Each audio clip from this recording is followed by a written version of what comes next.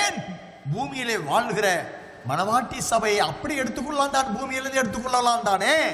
Why don't the Lord gather this bride church directly up to heaven? அவர்களை ஏன் தேவனுடைய சாயல், தேவனுடைய மகிமை, தேவனுடைய மறுரூபம் ஏன் அடைய வேண்டும்?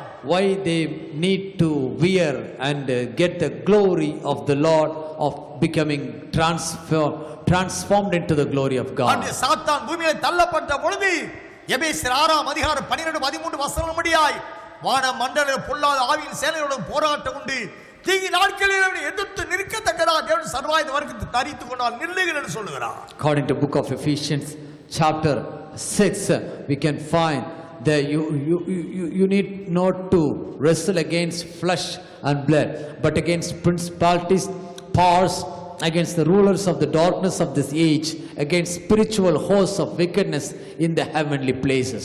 ரோமர் 16:20 வசனத்தின்படி சீக்கிரத்தில் சாத்தானை உங்கள் கால்களின் கீழே போட்டு நசுக்குவார் என்று வேதம் சொல்லுகிறது. According to Romans chapter 16:20, and the God of peace will crush Satan under your feet shortly.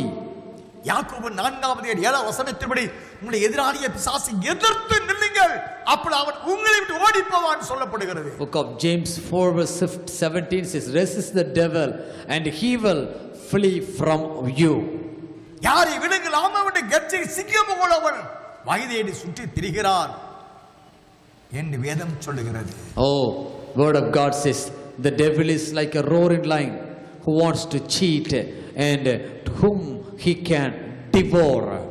இந்த வசனங்கள் எல்லாம் சாத்தான் சபையை அழிக்கும்படியாக, சபை முடிவான ரட்சிப்பு என்ற ஆத்தும ரட்சிப்பை அடைந்து நித்தியத்தில் மனைவியாய் அமரவிடாது தடுக்க அவர்களுக்கு மரணத்தை உண்டாக்க வேண்டும் என்ற நோக்கத்தோடு போராடுகிறார் சபை. All these attacks of the devil is trying to make the church weaken and bring the death, the eternal death into the church and stop all the ways to receive the glory of the Lord upon this bride. ஆனபடியால் தமது ஆலயத்திற்காக கர்த்தர் வாங்குகிறார், பழி வாங்குகிறார் சாத்தான். So the Lord is taking vengeance for the church which is Christ's bride.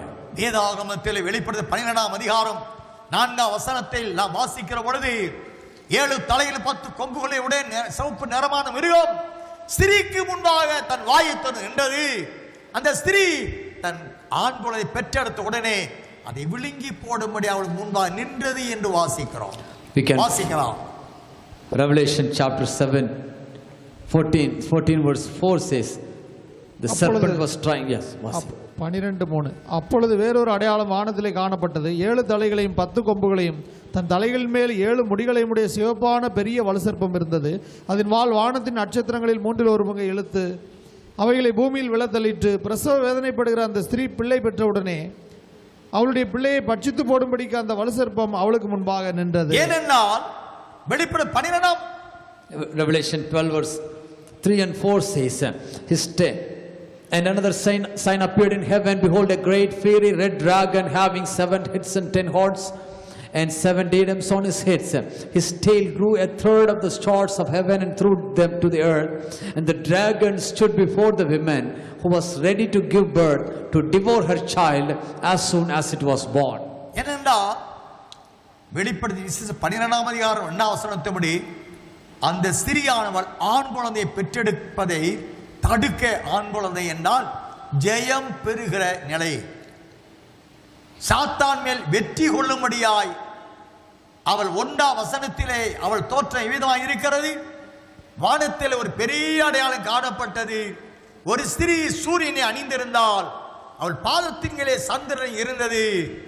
அவள் 12 நட்சத்திரங்களுடைய கிரீடத்தை அணிந்திருந்தாள் என்ற தோற்றம் அங்கே காண்பிக்கப்படுகிறது. Revelation 12:1 and 2 says, now a great sign appeared in heaven, a woman clothed with the sun, with the moon under her feet, and on her head a garland of 12 stars. Then being with child, she cried in labor and in pain to give birth. The child, the male child, refers to an overcoming church. அந்த சபை நீதியின் சூரியனாய் இயேசு கிறிஸ்துவையே அணிந்து கொண்ட நீதியின் சூரியனாய் இயேசுவை அணிந்து கொண்ட மணவாட்டி சபை. The women, அவரிலிருந்து பிரகாசிக்கிற பூர்ண ஆவிக்குரிய அழகினால் தன்னை அலங்கரித்துக் கொண்ட சபை.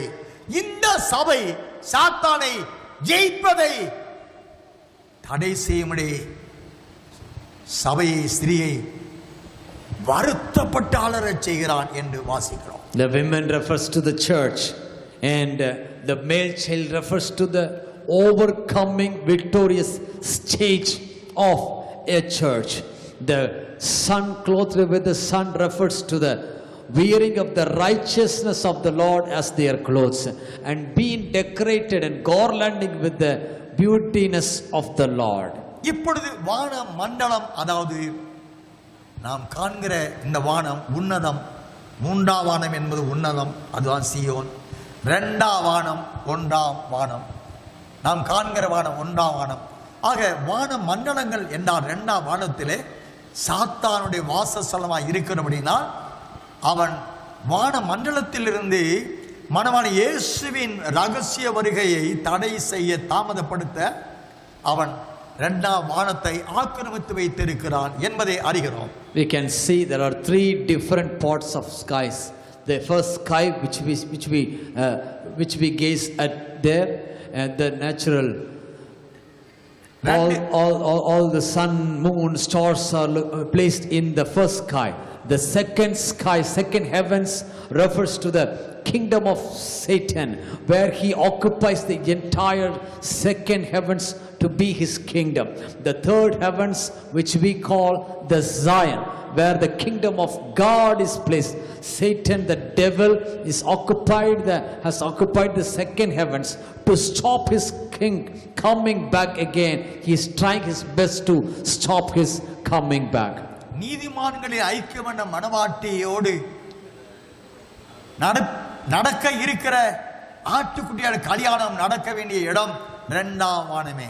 The second heavens is the place where the fellowship of saints gather together, and the wedding of bridegroom and bride is going to take place there.